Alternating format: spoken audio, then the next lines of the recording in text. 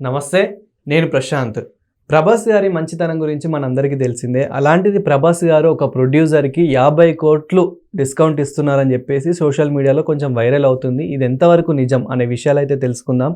దీని గురించి అయితే మాట్లాడేందుకు ప్రస్తుతం మనతో పాటు సీనియర్ జర్నలిస్ట్ జయదేవ్ గారు ఉన్నారు. నమస్తే అండి. నమస్తే ప్రశాంత్. సార్, ఏంటి సార్, ప్రభాస్ గారు ప్రముఖ ఒక ప్రొడ్యూసర్కి 50 కోట్లు ఇస్తున్నాడు అని చెప్పేసి సోషల్ మీడియాలో ఒక చూడడం జరిగింది. అది ఎంతవరకు నిజం? ఇది వైరల్ అవుతున్న అంశమో నిజమో తెలీదు. మేబీ ప్రమోషన్స్లో భాగం కూడా అయ్యుండొచ్చు. కాకపోతే రీసెంట్గా డిప్యూటీ సీఎం పవన్ కళ్యాణ్ గారు హరిహర వీరమల్లకి అనుకుంటా క్రిష్ గారి సినిమా ఏం రత్నం ప్రొడ్యూసర్. సో దానికి మరలా ఈ జూన్ మంత్ ఎండింగ్ ఎప్పుడో అనుకున్నారు. అది కాస్త నెక్స్ట్ మళ్ళీ జూలైకి పోస్ట్ పోన్ అవుతున్న నేపథ్యంలో ఇప్పటికే సినిమా 2-3 ఏళ్ళుగా లోపల ఉండిపోయింది, రికార్డింగ్ థియేటర్లో ఉండిపోయింది, రికార్డింగ్ స్టూడియోలో ఉండిపోయింది, బయటికి రావట్లేదు. దానివల్ల ప్రొడ్యూసర్కి చాలా నష్టం, చాలా ఇబ్బందికర పరిస్థితులు కూడా. ఎందుకంటే వాళ్ళు మొత్తం అమౌంట్తో ప్రొడ్యూస్ చేశారా లేదంటే ఫైనాన్స్ చేశారు తెలియదు. ఫైనాన్సే రూపాయి 10 రూపాయలు వడ్డీ ఉంటుంది, అక్కడ 10 రూపాయలు 100కి 10 రూపాయలు వడ్డీ ఉంటుంది. సో అట్లాంటివన్నీ ఓవర్కమ్ అయ్యి చేయాలి అని అంటే చాలా ఇబ్బందికర పరిస్థితులు. కాబట్టి ఇంకాస్త డిలే అయితే ఇబ్బంది అని ఆయన రెమ్యునరేషన్లో కొంత భాగాన్ని 11 కోట్లు ఎంతో తిరిగి ఇచ్చారని నిన్న మొన్న పెద్దగా హల్చల్ చాలా వైరల్ అయింది. సో అసలు ఇండస్ట్రీలో వాళ్ళకి తిరిగి ఇచ్చేది ఉందా, ఎవరైనా ఉన్నారా? మేబీ అంటే ఫ్రీగా గెస్ట్గా చేయొచ్చు, తీసుకోకపోవచ్చు. హిట్ అయిన తర్వాత ఏదో ఇస్తారులే అనుకుని అది వేరు ఉంటుంది. సో రెమ్యునరేషన్కి ఎంత అని మాట్లాడుకొని కాంట్రాక్ట్ చేసుకున్నాక కూడా అమౌంట్ తిరిగి ఇవ్వడం అనేది చాలా గొప్ప విషయం. సో పవన్ కళ్యాణ్ గారు ఇచ్చారు. సో ఇదే అంశం మీద ప్రభాస్ అందరూ ముద్దుగా డార్లింగ్ అని పిలుచుకుంటారు.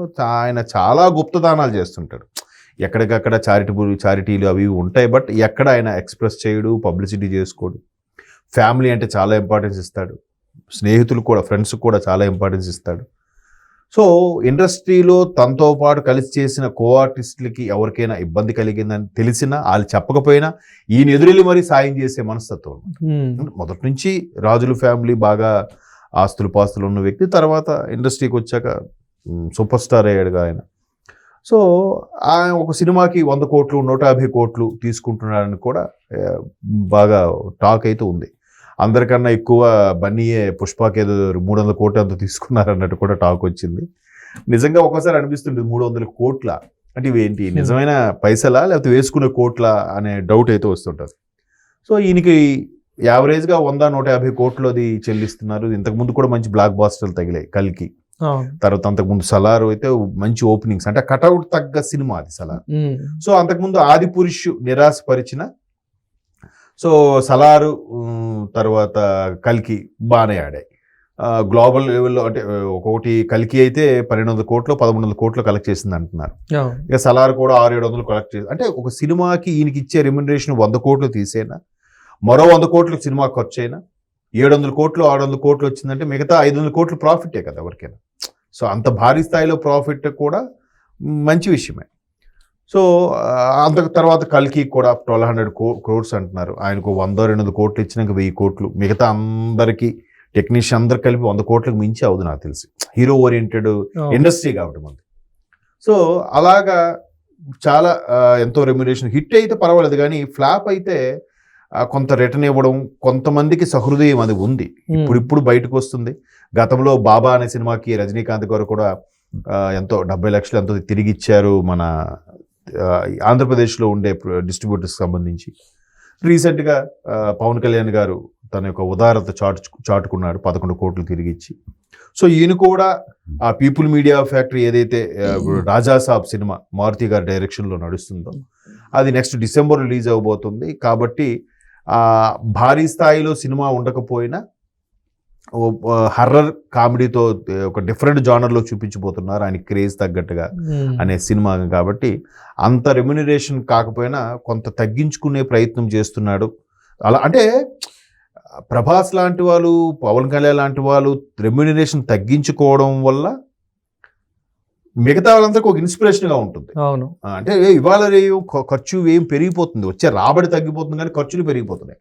సో అటువంటి సూపర్ స్టార్స్ తగ్గించుకోవడం వల్ల నెక్స్ట్ వచ్చేవాడు కూడా డిమాండ్ చేయడానికి పెద్ద ఛాన్స్ ఉండదు. మళ్ళీ థియేటర్స్లలో కొంచెం టికెట్ రేట్స్ ఉండడం వల్ల మిడిల్ క్లాస్ వాళ్ళు వెళ్ళకపోవడం, పైరసీ వీడియోస్ ని ఎక్కువ ఎంకరేజ్ చేయడం చేయడం. వల్ల ప్రొడ్యూసర్ కి డిస్ట్రిబ్యూటర్స్ Yes, అందరికి అంటే ఇదంతా లాస్ అవుతుంది. మీరు అన్నట్టు ఒకదానికి ఒక లింక్. మీరు అన్నట్టు అవును. ఇప్పుడు ఇంత రెమ్యునేషన్ తీసుకున్నారు, ఆ ఖర్చు పెరిగింది, ఉమ్. దాని తలకి మళ్ళీ కాస్ట్ ఆఫ్ లివింగ్ అంత పెరిగిపోతున్నాయి. పెరిగిపోవడం వల్ల వీళ్ళు ఏం చేస్తున్నారు, ఎంత రేటుకి అమ్ముతున్నారు. ఆ రేటు రికవర్ చేసుకోవాలంటే వాళ్ళు థియేటర్లో 150 రూపాయలు, 175 రూపాయలు, 225 రూపాయలు, 250 రూపాయలు టికెట్ పెడుతున్నారు. అవును. మల్టీప్లెక్స్ అయితే ఇంక చెప్పక్కర్లేదు, పాప్కార్న్ 350 రూపాయలు అంటాడు. ఉమ్. ఎందుకంటే వాడు అక్కడ ఆ థియేటర్లో ఆ షాపుని వేలంపాట్లో పాడుకొని ఆడికి సంవత్సరాల కింద తీసుకొచ్చుకోవాలంటే ఖచ్చితంగా. ఇప్పుడు థియేటర్లో సమోసా ఎంత, బయట అయితే 10 రూపాయలు సమోసా, థియేటర్లో 20 రూపాయలు, 25 రూపీస్ అమ్ముతారు. అవును. కూల్ డ్రింక్ కూడా బయట 10 రూపాయలు ఉంది, లోపల 25 రూపీస్ అంటాడు. 15 రూపాయలు లాభం వేసుకుంటాడు. ఏమంటే నేను వేలంపాట పాడుకున్నాను, దాన్ని నాకు గిట్టుబాటు అవ్వాలంటే ఖచ్చితంగా ఈ రేటు పెంచాలి, ఉంచాలి అంటాడు వాడు. సో ఇట్లా ఒకసారి డైరెక్టర్ తేజ కూడా అన్నారు, సినిమా హాల్లో జనాలు చూడడానికి, ప్రేక్షకులు చూడాలనుకునేది తగ్గిపోవడానికి కారణం సినిమా టికెట్లు పెరగడం వల్ల కాదు, దాని చుట్టూ ఉండే ఈ కమర్షియల్ ఎలిమెంట్స్ ఏవైతే ఉన్నాయో, స్నాక్స్ కానీ పార్కింగ్ ఇవన్నీ కూడా బాగా పెరిగిపోవడం వల్ల జనాలు భయపడుతున్నారు ఫ్యామిలీతో వెళ్ళాలంటే. సో అది కూడా తగ్గిస్తే బాగుంటుంది, దానిపై ఒక పర్యవేక్షణ ఉంటే బాగుంటుంది ప్రభుత్వానికి అనేది కూడా ఆయన చాలా సందర్భాల్లో చెప్పాడు. సో ఇప్పుడు ప్రభాస్ లాంటి వాళ్ళు రెమ్యునరేషన్ తగ్గించుకోవడం వల్ల నెక్స్ట్ ఎవడని ఎక్కువ అడిగినా కూడా ప్రభాస్ లాంటి వాడు తగ్గించుకున్నాడు, నువ్వు మూసుకొని ఉండరా అని చెప్పడానికి కూడా ఉంటుంది. అవును. దానివల్ల మిగతా కాస్ట్ కటింగ్ కూడా అందరూ కూడా ఒక్కొక్కరు వాళ్ళు రెమ్యునరేషన్లో ఒక 10% తగ్గించుకున్న ప్రొడ్యూసర్కి ఎంత బెనిఫిట్. ప్రొడ్యూసర్ అనేవాడు గాడ్ ఫాదర్. సో ఆ ప్రొడ్యూసర్ అనేవాడు లేకపోతే నెక్స్ట్ సినిమా ఎవడు తీస్తాడు. నేను తోపు యాక్టర్ని, బయట నా మార్కెట్ ఎంత ఉంది. ప్రొడ్యూసర్ లేకపోతే నీకు సినిమాలు ఎవడిస్తాడా. అవును. ఇట్లాంటి ప్రొడ్యూసర్ని చంపేస్తే నువ్వు నెక్స్ట్ సినిమా తీయడానికి ఉండకపోతే అప్పుడు నీకు ఎవడ అవకాశాలు ఇస్తాడు. తోపు యాక్టర్వే వెళ్ళి అప్పుడు ఖాళీగా ఈ కళాభవన్లోనో స్టేజ్ మీద పెర్ఫామ్ చేసుకోవాలి ఫ్రీగా. నువ్వు ఆర్టిస్ట్వే, పెయిడ్ ఆర్టిస్ట్ ఎప్పుడవుతావు? ఇలాంటి ప్రొడ్యూసర్లు ఉన్నప్పుడే కదా. చాలామంది చెప్తారు నా దగ్గర అద్భుతమైన కథ ఉంది, నా కథ వల్లే హిట్ అయింది. నిజమే, ఆ కథ పట్టాలెక్కడానికి, ఆ కథ సినిమాగా రూపాంతరం చెందడానికి కారకుడు ఎవడు?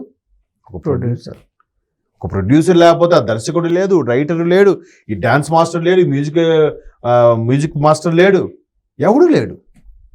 వాడు వచ్చి అందరికీ చెరో పైసా ఇస్తేనే ఇదంతా కలిగి అప్పుడు 24 క్రాఫ్ట్స్ కూడా పనిచేసి సినిమాగా రూపాంతరం చెందుతుంది. ప్రొడ్యూసర్ లేకపోతే ఏమొస్తుంది?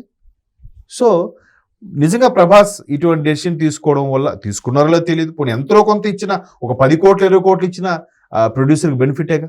తర్వాత ఆ 10 కోట్లతో రిటర్న్ ఇస్తే రిలీజ్కి అవసరమయ్యే ఖర్చుని, పోస్ట్ ప్రొడక్షన్కి అవసరమైన ఖర్చుని ఇట్లే చేసుకుంటాడు కదా, దాంట్లో అది కొంత మిగిల్చుకుంటాడు కదా. సో ఇదైతే రోమరో వాస్తవం తెలియదు, బట్ ఇది నిజమైతే బాగుండని నాకు అనిపిస్తుంది. ప్రభాస్ లాంటి వాళ్ళు, పవన్ కళ్యాణ్ లాంటి వాళ్ళు, నెక్స్ట్ మహేష్ బాబు, రామ్ చరణ్ లాంటి వాళ్ళు కూడా రెమ్యునరేషన్లో కొంత తగ్గించుకునే ప్రయత్నం చేస్తే కాస్ట్ కటింగ్ కూడా చాలా వరకు ఇంపాక్ట్ చూపిస్తుంది. చూద్దాం మరి ఇండస్ట్రీ ఎటు వెళ్తుందో. Thank you sir.